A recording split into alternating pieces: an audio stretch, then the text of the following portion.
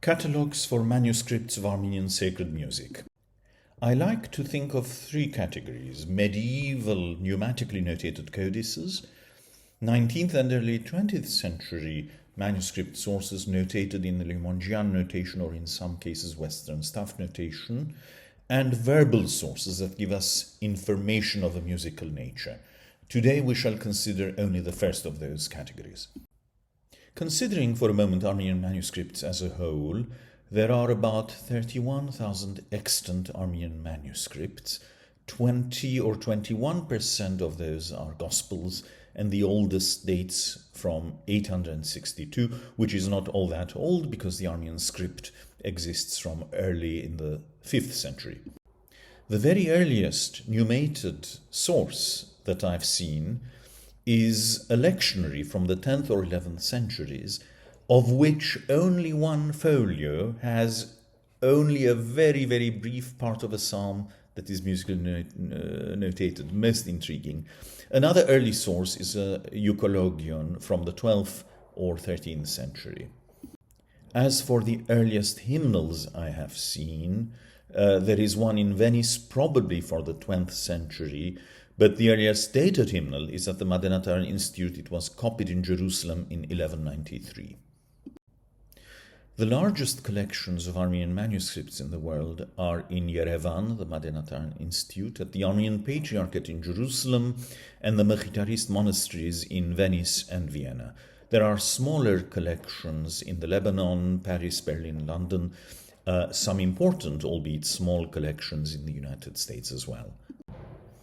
Armenians took cataloguing seriously from the end of the 19th century, and distinguished clergy and monks who really did know what they were doing and were in many cases ahead of their time undertook cataloguing in Vienna, Venice, Jerusalem. In Yerevan there were competent philologists who, however, had little knowledge of musical or liturgical aspects, and cataloguing was done in a very concise and not especially informative way, mostly in the Soviet era, and more recently a more detailed catalogue is in progress. There are also some extremely valuable catalogues describing monastic collections in the former Ottoman Empire, collections that perished in the Armenian genocide, and so this makes them very valuable because the catalogues are the only witness to those collections and to their contents. I'd like to focus on the San Lazzaro Venice Master Catalogue, highly systematic, very helpful, in 8 volumes arranged according to genre.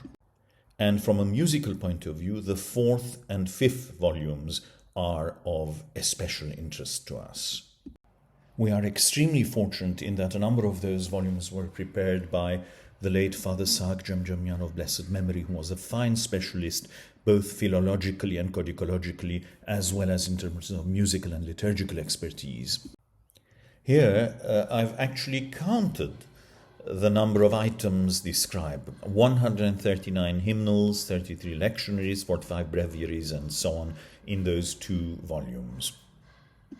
Father Haig Utidjian is so helpful. For instance, when he describes hymnal manuscripts, first he gives a very detailed description of internal organization, and then further codices are described relative to that canon already described in detail, spelling out any deviations or departures from that datum. This is very, very useful because the Armenian hymnal has a fixed canon, but it took a good while for it to stabilize, and it grew, but it also shed certain items that became extra-canonical.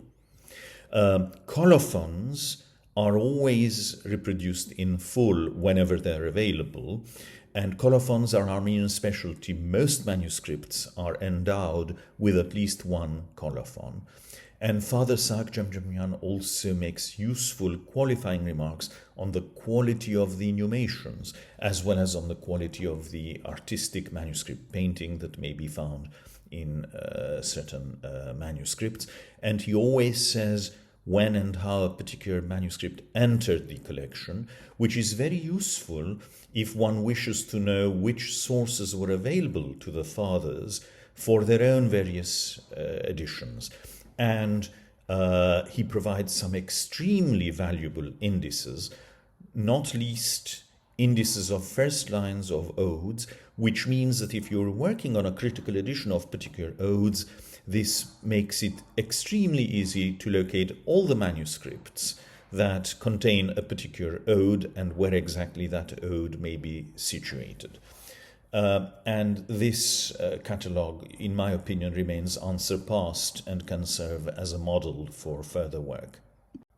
This sort of detailed and qualifying description is particularly valuable in the case of certain combined, possibly Western-inspired breviaries that in fact combine typicon, lectionary, hymnal and book of hours, and which have various structures that have quite early precedents.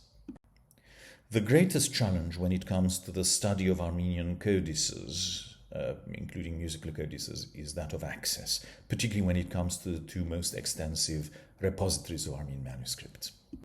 But more positively, this does mean that a number of pleasant surprises await us, and there are some promising initiatives, not least by Kalfa and by the Hill Museum and Manuscript Library.